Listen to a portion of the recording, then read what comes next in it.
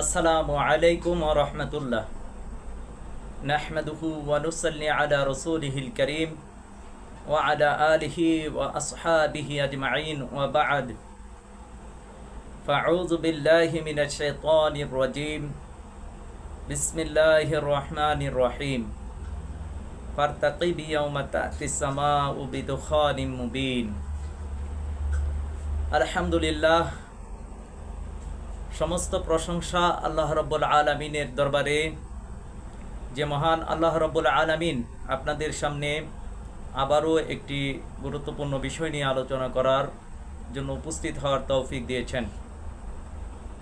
সম্মানিত দর্শক ও শ্রোতা, আমাদের আজকের আলোচনার বিষয়বস্তু হচ্ছে ইরানে যুক্তরাষ্ট্রের হামলার অনুমোদন আসন্ন তৃতীয় বিশ্বযুদ্ধে কার পক্ষকে অবলম্বন করবে।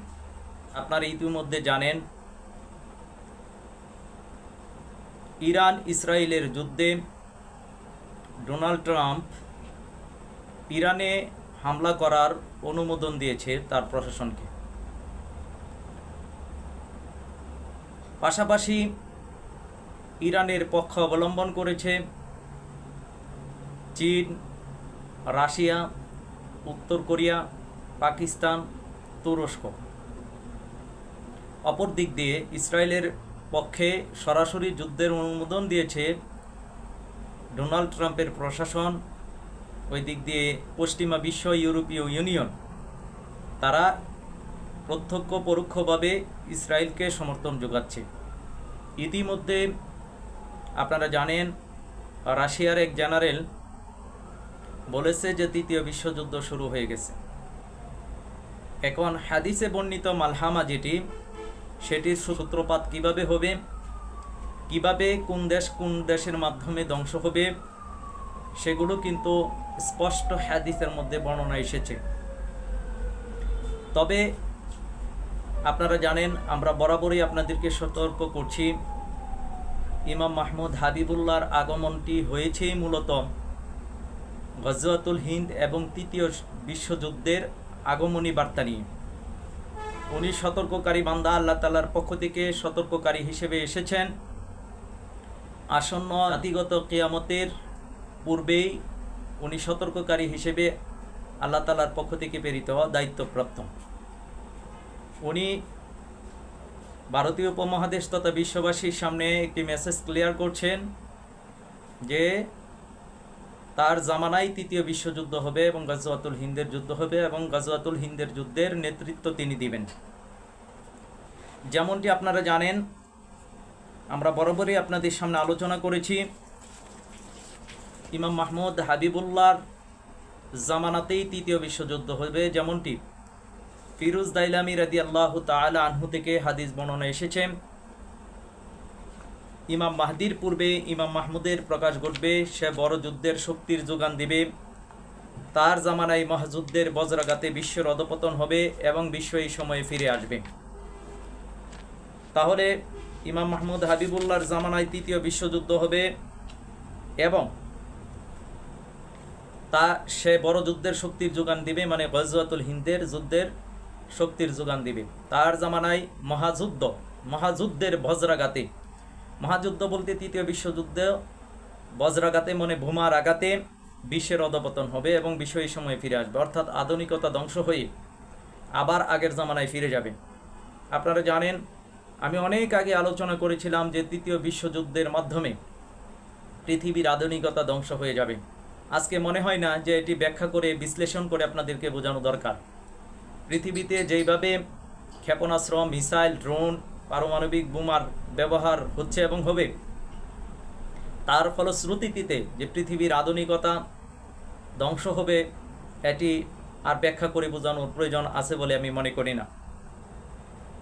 তো ইমাম মাহমুদ হাবিবুল্লাহ এসেছেন সতর্ক করার জন্য, আর সতর্ক করার পরেই দুটি অংশ হয়ে যায়। একটি অংশ সতর্ককারী বান্দাদেরকে মানে, আরেকটি অংশ মানে না, আর না মানার অংশটাই থাকে বেশি। যে বা যারা সতর্ককারী বান্দাদেরকে মানে, আল্লাহ তাআলা তাদেরকে ইমানের নিরাপত্তা দান করেন, তারা বিশ্বাস নিয়ে তারা মারা যায় বা মারা যাবে। এমনিতেও তৃতীয় বিশ্বযুদ্ধ যখন ঘটবে, গজওয়াতুল হিন্দের যুদ্ধ যখন চলবে, মিসাইল হামলায় যে সমস্ত মানুষগুলো মারা যাবে তারা যদি আল্লাহ প্রদত্ত বান্দা ইমাম মোহাম্মদ হাবিবুল্লাহকে মেনে নেয় তাহলে তারা জান্নাতের আশা রাখে। অপর দিক দিয়ে যারা ইমাম মোহাম্মদ হাবিবুল্লাহকে মানবে না তারাও মিসাইলের হামলায় মারা যাওয়ার সম্ভাবনাটাই বেশি। তবে তারা যদি ইমাম মোহাম্মদ হাবিবুল্লাহ যেহেতু আল্লাহ তাআলার মনোনীত বান্দা আমির, আল্লাহ প্রদত্ত আমিরকে না মানা মানে সরাসরি আল্লাহ এবং আল্লাহ রসুলকে না মানা। যেমনটি বুখারী শরীফের 7137 নম্বর হাদিসে আল্লাহ রসুল সাল্লাল্লাহু আলাইহি সাল্লাম বলছেন, মান আতাআনি ফাকাদ আতাআ আল্লাহ, যে ব্যক্তি আমার আনুগত্য করলো সেজন্য আল্লাহ তাআলারই আনুগত্য করলো। ওমান আসানি ফাকাদ আসাল্লাহ, যে ব্যক্তি আমার নাফরমানি করলো সেজন্য আল্লাহ তাআলারই নাফরমানি করলো।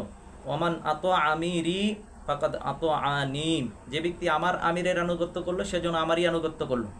ওমান আসা আমিরি ফাকাদ আসানি, যে ব্যক্তি আমার আমিরের নাফরমানি করলো সেজন্য আমারই সাথে নাফরমানি করলো। তাহলে আল্লাহ রসুল কর্তৃক বর্ণিত আমির হচ্ছে ইমাম মোহাম্মদ হাবিবুল্লাহ বর্তমান জামানায়। ওনাকে মানার মধ্যেই রয়েছে আল্লাহ রসুলকে মানা এবং আল্লাহ তাআলাকে মানা।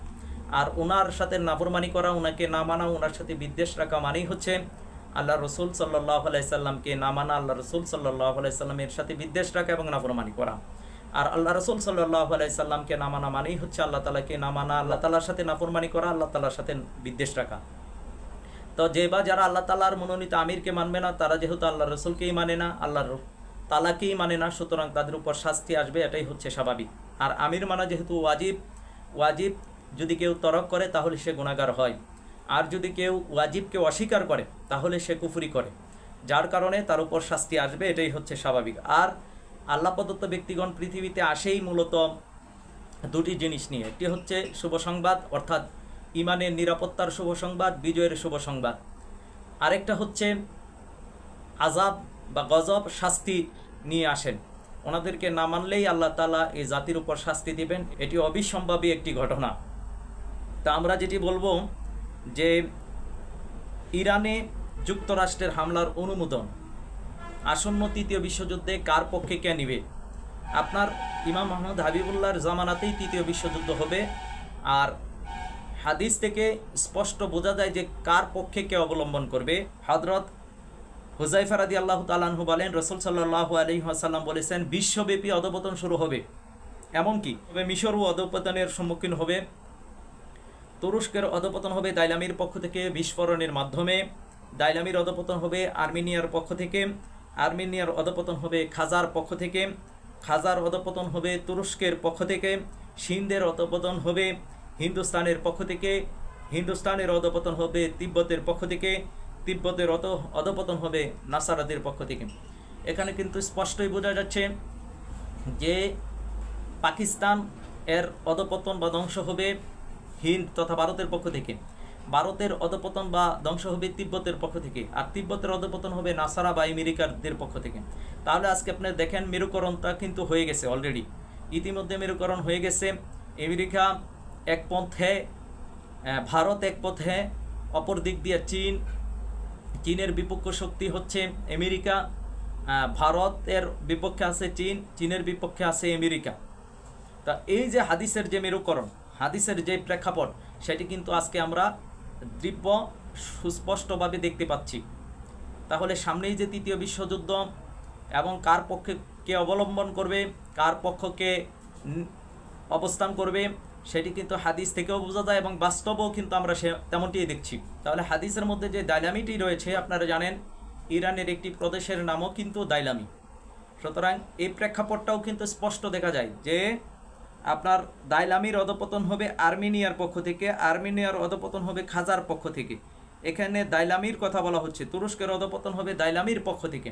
তাহলে পরিস্থিতি আপনার দানা বাঁধতেছে তৃতীয় বিশ্বযুদ্ধ। হাদিসের যে মেরুকরণ সঠিক সময়ে সেদিকেই চলে যাবে। এখন যেদিকেই থাকুক না কেন, আপনার যেমন আমেরিকার বা পশ্চিমাদের একে অপরের মধ্যে বন্ধুত্ব রয়েছে, অচিরেই সেই বন্ধুত্বের মধ্যে ফাটল ধরবে এবং একে অপরের বিরুদ্ধে অবস্থান নিবে। তৃতীয় বিশ্বযুদ্ধে আমেরিকাকেই তার বন্ধুরা এবং সম্মিলিতভাবে চারপাশ থেকে আমেরিকাকে ধরে আক্রমণ করা হবে এবং পৃথিবীর ইতিহাসে আমেরিকা শুধু নাম ছিল সেটি থাকবে, কিন্তু কোনো অস্তিত্ব থাকবে না তার দেশের। তার সামনে দিন যত যাবে ততই আরও বেশি সুস্পষ্ট হয়ে যাবে। বিশেষ করে ভারতীয় উপমহাদেশে যখন গাজওয়াতুল হিন্দের যুদ্ধ শুরু হয়ে যাবে, তখন তৃতীয় বিশ্বযুদ্ধের মেরুকরণটা একেবারে সুস্পষ্ট হয়ে যাবে। আমরা এখনই বলছি না ইরান যুক্তরাষ্ট্র ইসরায়েলের মধ্যে যে যুদ্ধের দামামা বেজে উঠতেছে এটিই তৃতীয় বিশ্বযুদ্ধ, বরঞ্চ আমরা বলতে চাই এটি তৃতীয় বিশ্বযুদ্ধের দিকে নিয়ে যাবে, এটি তৃতীয় বিশ্বযুদ্ধের সূত্রপাত।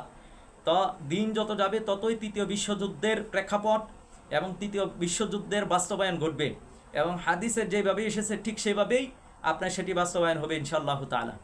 এখন আমরা এতটুকু বুঝতে পারতেছি যে তৃতীয় বিশ্বযুদ্ধ এটি খুবই আসন্ন, যদিও অনেকে বলছেন পশ্চিমাদের মধ্য থেকে রাশিয়াদের মধ্য থেকে বলা হচ্ছে তৃতীয় বিশ্বযুদ্ধ শুরু হয়ে গেছে। ব্যাপকভাবে যে তৃতীয় বিশ্বযুদ্ধের প্রেক্ষাপট তৈরি হওয়া এবং মূলত পারমাণবিক যুদ্ধের যে প্রেক্ষাপট যার মাধ্যমে যে দেশ ধ্বংস হবে সেটি দিন যত যাবে ততই সে আরও সুস্পষ্ট হয়ে যাবে, আরও বেশি ক্লিয়ার হয়ে যাবে। এজন্য আমরা বলবো যে ইরানে যুক্তরাষ্ট্রের হামলার অনুমোদন এটি স্বাভাবিক একটি প্রক্রিয়া। দিন যত যাবে এই ডোনাল্ড ট্রাম্পের কথা আপনারা জানেন যে আমরা ৫ শাসকের যে হাদিসের কথা বলেছিলাম সেখানে কিন্তু আমরা প্রথমেই বলেছিলাম যে ডোনাল্ড ট্রাম্প থাকার সম্ভাবনাটাই বেশি। যেমনটি আপনারা জানেন আমরা হযরত আবু হুরায়রা রাদিয়াল্লাহু তাআলা আনহু থেকে বর্ণিত সেই হাদিসটি আপনাদের সামনে বলেছি। তিনি বলেন যে রাসূল সাল্লাল্লাহু আলাইহি ওয়াসাল্লাম বলেছেন, নিঃসন্দেহে পৃথিবী ততদিন পর্যন্ত ধ্বংস হবে না যতদিন না মানুষ ৫ শাসককে দেখবে যারা সম্মিলিতভাবে আল্লাহ তাআলার দ্বীনকে কলুষিত করতে চাবে, আর তারা ৫ শাসক একই সাথে পৃথিবীতে উপস্থিত থাকবে। আমি আবু হুরায়রা বললাম, হে আল্লাহ রাসূল সাল্লাল্লাহু আলাইহি সাল্লাম তাদের পরিচয় কি? তিনি বললেন, তাদের একজন এই আরব উপদ্বীপে জন্মগ্রহণ করবে, আমার নামে তার নাম হবে, সে ইসলাম ধর্মকে হাসির পাত্র বানাবে। আরেকজন হবে বিশ্বশাসক যে নাসারাদের মধ্য থেকে হবে, যে মুসলমানদের নিয়ে ষড়যন্ত্রে লিপ্ত থাকবে। আর ৩ জন হচ্ছে হিন্দুস্তানের, একজন হিন্দুস্তানের প্রথম বাদশা যে মুসলমানদের নিয়ে ষড়যন্ত্র শুরু করবে, আরেকজন হচ্ছে হিন্দুস্তানের দ্বিতীয় বাদশা যে মুসলমানদের হত্যার শপথ নিয়ে ক্ষমতায় আসবে এবং মুসলিম হত্যায় সে উন্মাদ হয়ে যাবে। আর ৫ম জন হচ্ছে একজন মুসলিম নারী শাসক যে শাসন ক্ষমতা হাতে পেয়ে বাল দেবতার ইবাদত বৃদ্ধি করবে তথা মূর্তি পূজা, পূর্বপুরুষদের মূর্তি পূজা বৃদ্ধি করবে আর মুশরিকদের বন্ধুরূপে গ্রহণ করবে আর মুসলমানদের হত্যা করবে, অথচ সে মুসলিম পরিচয়ে রাজ্য পরিচালনা করবে। তখন সেখানকার দুর্গম নামক অঞ্চল থেকে একজন দুর্বল বালককে দেখতে পাবে, যিনি তাদের ষড়যন্ত্রের অবসান ঘটাবেন এবং মুসলমানদের বিজয় আনবেন। তো এই হাদিসের মধ্যে বলা হয়েছে ৫ জন শাসক একই সময়ে পৃথিবীতে উপস্থিত থাকবে আর একজন দুর্বল বালক তাদের ষড়যন্ত্রের সমাপ্তি ঘটাবেন এবং মুসলমানদের বড় বিজয় আনবেন। তাহলে এই দুর্বল বালকটি হচ্ছে ইমাম মাহমুদ হাবিবুল্লাহ। তাহলে আজকে দেখেন এই ৫ জন শাসক পৃথিবীতে উপস্থিত এবং তারা মুসলমানদের নিয়ে ষড়যন্ত্র করছে। সামনে আরও ব্যাপক আকারে তাদের ষড়যন্ত্র বিশ্ববাসী দেখবে এবং তাদের ষড়যন্ত্রের পরিসমাপ্তি ঘটবে একজন দুর্বল বালক এর মাধ্যমে। আর তিনি হচ্ছেন হিন্দুস্তানের পূর্বাঞ্চলে জন্ম গ্রহণ করেছেন ইমাম মাহমুদ হাবিবুল্লাহ, যার হাতেই মুসলমানদের বড় বিজয় আসবে। সুতরাং আমরা বলবো যে ইরান ইসরায়েলের যুদ্ধে আমেরিকার যে অনুমোদন দিয়েছে, আসন্ন তৃতীয় বিশ্বযুদ্ধে কার পক্ষে কে অবলম্বন করবে সেটির ইঙ্গিত আমরা হাদিস থেকে জানতে পাই। এখন সময় হচ্ছে আমাদেরকে ইমাম মাহমুদ হাবিবুল্লাহর নেতৃত্বে ঐক্যবদ্ধ হওয়া, যার মাধ্যমে মুসলমানদের বড় বিজয় আসবে। আসুন আমরা সবাই ইমাম মাহমুদ হাবিবুল্লাহর নেতৃত্বে ঐক্যবদ্ধ হয়ে আল্লাহ তাআলার জমিনে আল্লাহর দ্বীনকে প্রতিষ্ঠিত করার চেষ্টা করি। আল্লাহ সুবহানাহু ওয়া তাআলা আমাদের সকলকে সেই তৌফিক দান করুন। আমিন ইয়া রাব্বাল আলামিন। আসসালামু আলাইকুম ওয়া রাহমাতুল্লাহ।